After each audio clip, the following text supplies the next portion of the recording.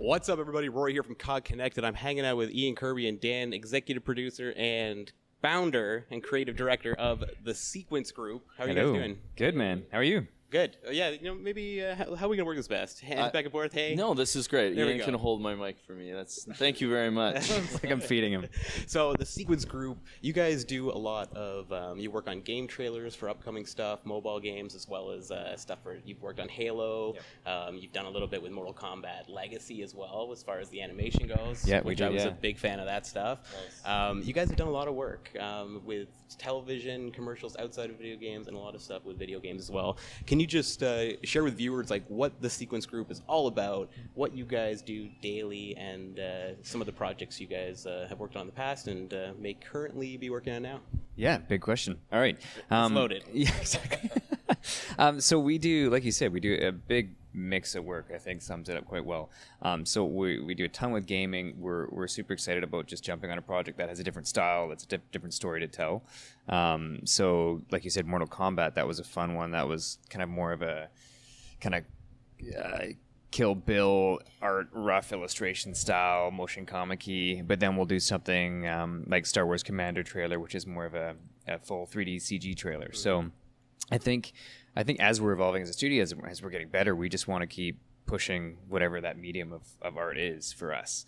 And I think, it's not like we don't do motion comics anymore. We do a ton. We do Contest of Champions. We do them once a month, and it's really fun. It's a new character introduction, and we're always working on improving the art style and improving the narrative that we're telling as well. So I think as a studio, we strive to just help tell the narrative of a property that doesn't really have the chance to do it in the game itself. So, Dan, what do you bring to the table, Sorry, man? I'm talking too much. Well, what do I bring to the table? No, I think for me, I come from a live action background originally. And then I sort of stumbled into animation after the fact and just loved it. I worked as a producer on Ed, Edd n Eddy for the Cartoon Network for a long time, which is a really fun, pretty subversive show for kids. So we snuck in a lot of crazy stuff in there, which I was pretty proud of. And that's actually how I met Ian. And at the time, he was sort of looking to grow the studio and continue to do cool things. And I thought the work that he was doing with his small team was just amazing.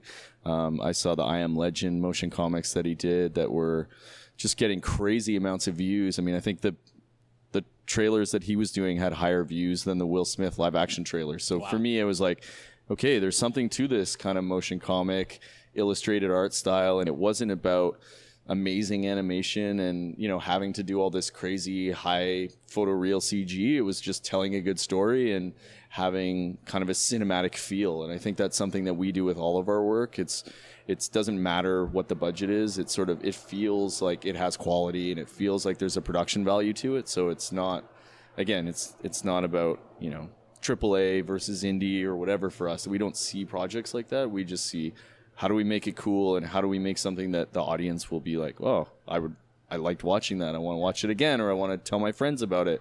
Because ultimately what we're doing is kind of marketing and trying to get projects out there and for people to see it. So if we can do something cool that people want to share, then that's success. You guys have worked with like a lot of established brands. We talked about Mortal Kombat, Batman. You've done some motion comic stuff for. You guys have done a lot of Halo stuff. You did the terminal animations for Anniversary 1 and 2, I believe, right? Yeah, that's right. You did Fall of Reach, the animated long form movie, essentially. Really. Yeah, it's in 4 or 5 parts. Is it on the Halo? Yeah, it was released as 4 parts, but then now it sort of lives online on Netflix and it streams as a complete package. So the Sequence Group, I mean, you look around as well, you guys do amazing work, but it's also it's a small studio, and then you've got Halo in your lap and you're working on such an established thing. Just talk a little bit about that and how that relationship came to be. I mean, how were you guys approached in the first place to do Halo? It started from just motion comics. I think like originally when they approached us, it was for the CEA Anniversary Edition, and they wanted to redo the terminals and do something cool, just kind of added value stuff before they had just done very simple kind of holographic text, and they wanted to tell more of a story, and they knew that they didn't really have the budget to do something crazy big, or if they did, they were like, well, it's sort of unproven and it's not necessary, so what can we do that's different, that's not going to compete with the CG of the game? And so the motion comics, they had seen a bunch of our work and actually had us go down to Seattle or Kirkland and meet them. And, we got along with them really well instantly. The whole team, like they're, even though they're making this huge sort of brand IP game, AAA game, it's really a small, tight-knit team ultimately. I mean, Bonnie, Kiki, Frank, Kevin Grace, Graham, like all the team that we work with, like they're friends now. I mean, we've done 16 projects with them over the last 5 years. And I think that there is a level of trust for sure in terms of like, we know what the game is. We understand the universe. We really respect the canon. I mean, we have the encyclopedia on the shelf right behind us over here. So we sort of, it's when they come back to us, they know we're not starting from scratch. These guys really understand what we're all about. And I think that goes a long way with building that rapport, like you said. I think they have a lot of understanding as well about limitations. They really, they want to push it, but they also understand, okay, this is the world we're working within. And they want it to be as good as it can be. Like they're probably our favorite clients. They've just been, I shouldn't say that, but it's out there right now. Anyway. Yeah. No, but they are, they care. They give a shit. Right. Mm-hmm. And I think that's a big thing, because a lot of big corporations that we have worked with in the past, they feel like big corporations. And 343 does not feel like that. It still feels like people are passionate about making something good. The first thing I should tell you is that I lived here until I was 11, but I wasn't allowed inside half the rooms. You guys did some great work for What Remains of Edith Finch, cool, and they're all great, but the one that really sort of stood out to me is like the one that was like the house with like the diorama. It almost feels like a diorama a little bit, and like kind of Wes Anderson style, floating through the house and getting into the game images and such. The other one was really nice on a concept level as well, with the memories on the wall being projected and such. But I look at animation and I always seem to think like this must take an incredible amount of time for what amounts to 30 seconds of screen time, essentially. What is that process like for you guys? With Edith Finch, it's really about us learning the game and what they're trying to tell and figuring out a cool way of, showing that information and showing that story. But usually there's a lot more going on, like, oh, well, the game's not finished. It doesn't look good yet.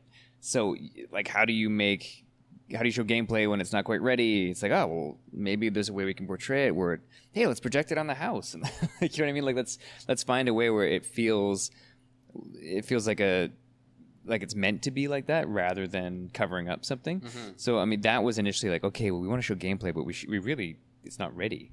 So, and we've got a great team. Like, it's, maybe I'm the official creative director, but really it's not like that. It's really, we'll go into a project, we'll all pitch ideas, and everyone gets a chance to come up with a concept, and then we'll showcase those concepts to the client, especially in an Edith Finch scenario where it's wide open, and we'll iterate until they're happy, and we find one we like, we hone in on, and we execute it.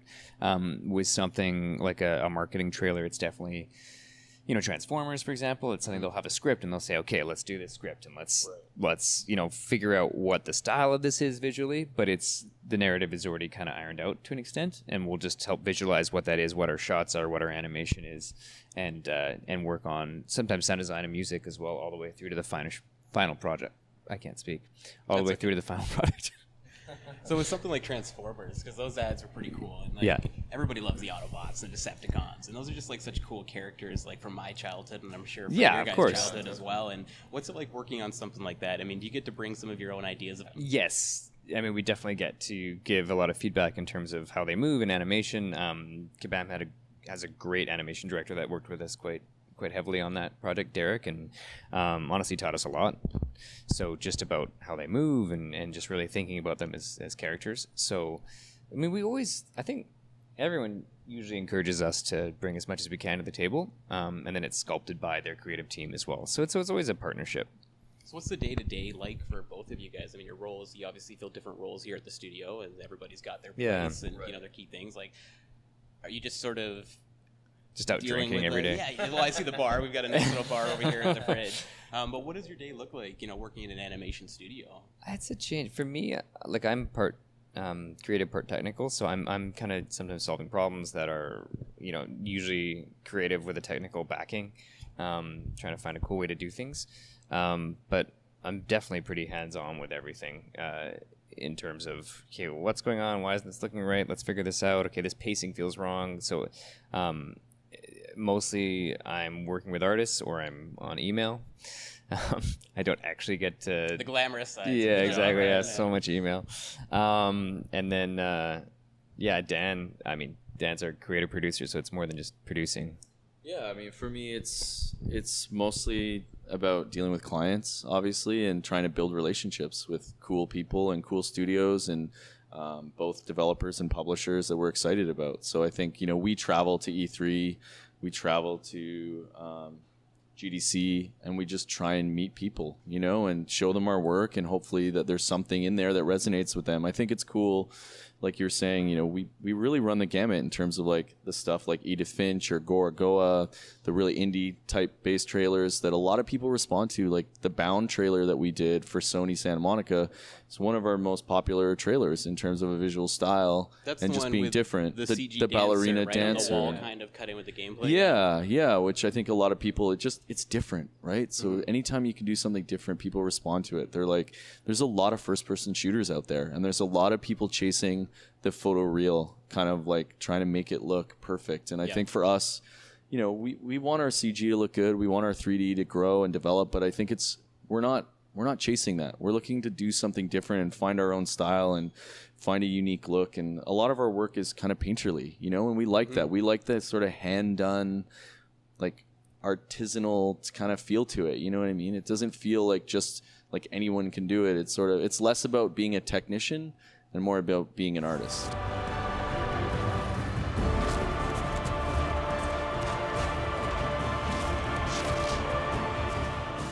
Generally, outside of the sequence group, just like video games and E3s, like you guys go down to every E3? Yeah. And just kind of, you're obviously doing networking and such, but are you there like mostly as like fans just to kind of hang out, or is it? Yeah, both. But like we don't have time to stand in line for 3 hours. Yeah. We're there for meetings and there to try and, get work, ideally. So it's same with Comic-Con in San Diego. Like we go down to that. It's just like you can't do anything. You can't go to a presentation or a talk because there's too many people. What impressed you the most at this E3? It was that really cool style of like the Pixel 3D one. I thought that was awesome. The game reveal itself, was it last night? Like the one that Blade Runner, lots of depth to it, right? Yeah, but but still pixely. I thought it was like modern flashback. Yeah. Right? I thought like that just was like, I never thought of that. Like that was cool. It harkened me back to like Mike Tyson's Punch-Out kind of vibe of Nintendo mixed with like the new AAA, like great lighting and depth. Lighting. And, yeah. When you guys watched that, did it kind of just like,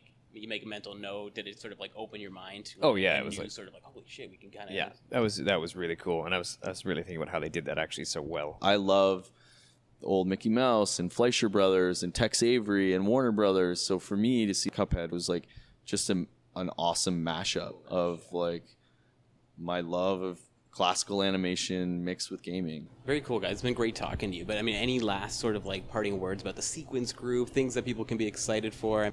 I don't know. I think for us, like the next big thing is like, what can we've done all these amazing things for so many different studios and different IPs in terms of like Marvel and Halo and Star Wars. It's like, what can we create that will inspire people and kind of give back to that community so that we're creating something that hopefully people will see and be like, man, I want to make what they make. You know what I mean? Because that's what we do. We work on these projects and we're so inspired by them and we love them. And it's sort of like for us, I think the dream would be to create something that other people are that inspired by. Awesome. Well, Ian, Dan, thank you guys so much for all things video games and, of course, animation. Keep it locked at COGconnected.